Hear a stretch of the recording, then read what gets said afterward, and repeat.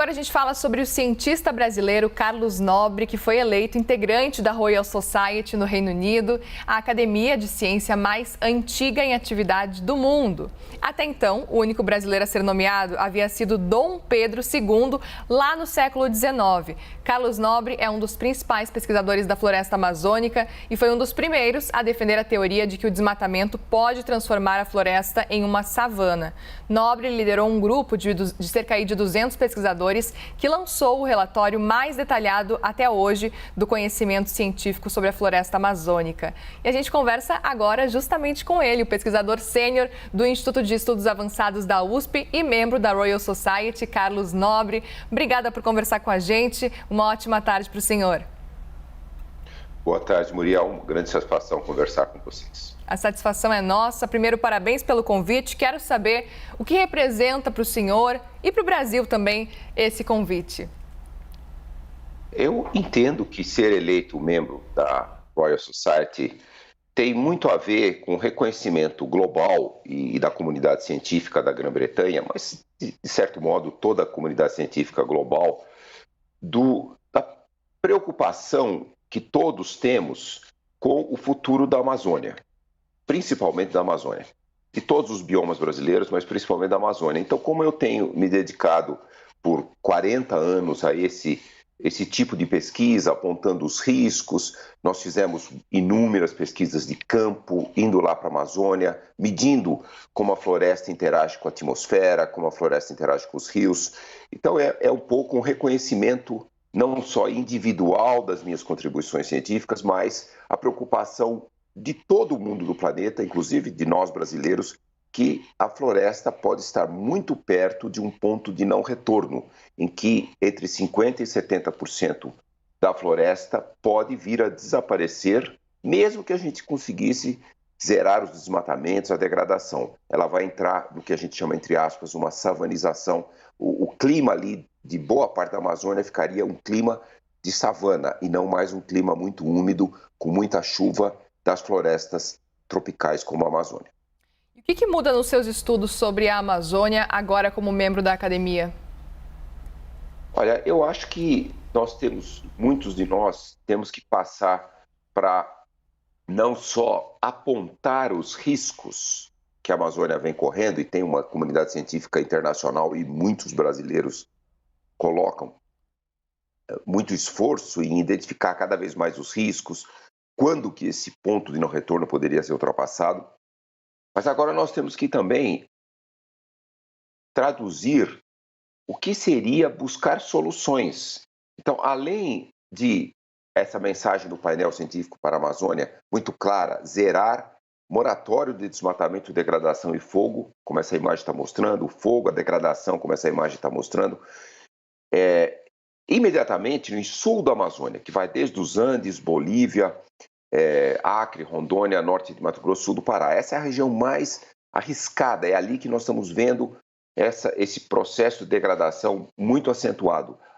Nessa região, em muitas áreas, a própria floresta já virou uma fonte de carbono. Mesmo durante a estação chuvosa, ela perde carbono porque a mortalidade das árvores tem aumentado muito.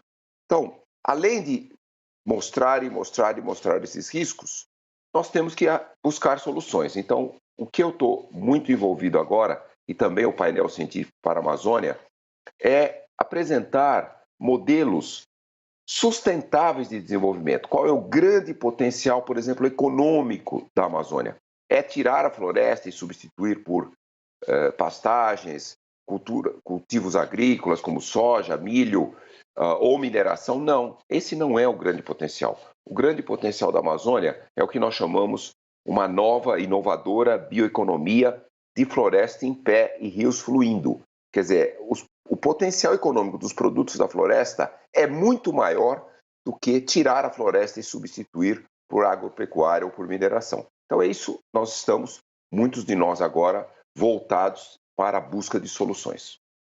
Aproveito para chamar o Leandro Rezende, o nosso analista direto do Rio de Janeiro, para participar da conversa. Leandro. Obrigado, Muriel. Nobre, obrigado por estar conversando conosco. Parabéns, né, por ter sido escolhido. E, enfim, a gente conversou em fevereiro desse ano, depois da tragédia que acometeu a cidade de Petrópolis, né? Uma chuva intensa que praticamente destruiu ali o centro da cidade. Eu queria te perguntar, professor Nobre, se dá para a gente, à medida que os seus estudos sobre aquecimento global vão avançando e a ciência vai avançando, se a gente consegue prever que a situação do planeta hoje faz com que esses fenômenos climáticos extremos, como o que a gente viu em Petrópolis, uma chuva muito concentrada que destruiu, enfim, matou tanta gente, centenas de pessoas morreram, se esses fenômenos vão se tornar mais frequentes. Queria uma avaliação do senhor sobre isso. Sem dúvida, Leandro, esses fenômenos já estão muito mais frequentes. Por exemplo, uma criança, um bebê que nasce agora em 2020, nasceu em 2020, ele vai enfrentar, se ele viver 80 anos, ele vai enfrentar 8 vezes mais ondas de calor do que um adulto hoje que nasceu em 1960. Se nós conseguirmos manter a temperatura a menos de 2 graus. Então, isso mostra como esses fenômenos extremos já estão acontecendo com mais frequência, secas extremas, ondas de calor, chuvas intensas que causam desastres naturais, como aqueles em Petrópolis, no sul da Bahia, em Minas Gerais, no litoral norte de São Paulo e litoral sul do Rio, Angra dos Reis, e também Paraty, Ubatuba, tudo o que está acontecendo, que aconteceu desde dezembro, que nós estamos vendo um enorme aumento dos fenômenos extremos, a temperatura do planeta já subiu 1,1, 1,2 graus. Mesmo que nós tenhamos um sucesso muito difícil de alcançar hoje, que é do Acordo de Paris, que é não deixar a temperatura ultrapassar 1,5 graus, mas, veja bem, com 1,1, 1,2, nós já temos esse grande aumento dos eventos extremos climáticos. Com 1,5, nós teremos ainda mais. Por exemplo, nós estamos vendo na Amazônia secas intensas, extremas, 2005, 2010, 2015, 2016, 2020, chuvas e inundações extremas, 2009, 2012, 2021 e 2022. Então, tudo isso está acontecendo em todo o planeta, com 1,1, 1,2. Então, o que nós temos que também fazer? É realmente implementar ações políticas, educação, para tornar a nossa sociedade muito mais resiliente e também uma série de busca de soluções, de certo modo, entre aspas, para salvar o planeta, porque mesmo com esses fenômenos extremos, eles não perturbam só a vida das pessoas, o sistema econômico, eles perturbam também a biodiversidade, estão levando muitas espécies ao risco de extinções. Então, eu considero isso o maior desafio que a humanidade, vamos dizer assim, 5 anos de civilizações modernas, como nós conhecemos na evolução humana, na evolução do planeta, o maior desafio, que é não só zerar as emissões até 2050, reduzir em 50%, isso é o Acordo de Paris e a COP26 de Glasgow, 50% das emissões até 2030, mas também, rapidamente, transformar todos os sistemas econômicos e criar maneiras de proteger as sociedades mais vulneráveis e também a imensa biodiversidade do planeta, e nós somos o país mais biodiverso do mundo, para não sofrermos os impactos do que já está acontecendo. Sem dúvida, a sua voz vai ser muito necessária nesse momento. Muito obrigada, viu, Carlos Nobre, ele que é pesquisador sênior do Instituto de Estudos Avançados da USP e agora membro da Royal Society. Muito obrigada por conversar com a gente aqui na CNN. Muito obrigado a vocês. Boa tarde.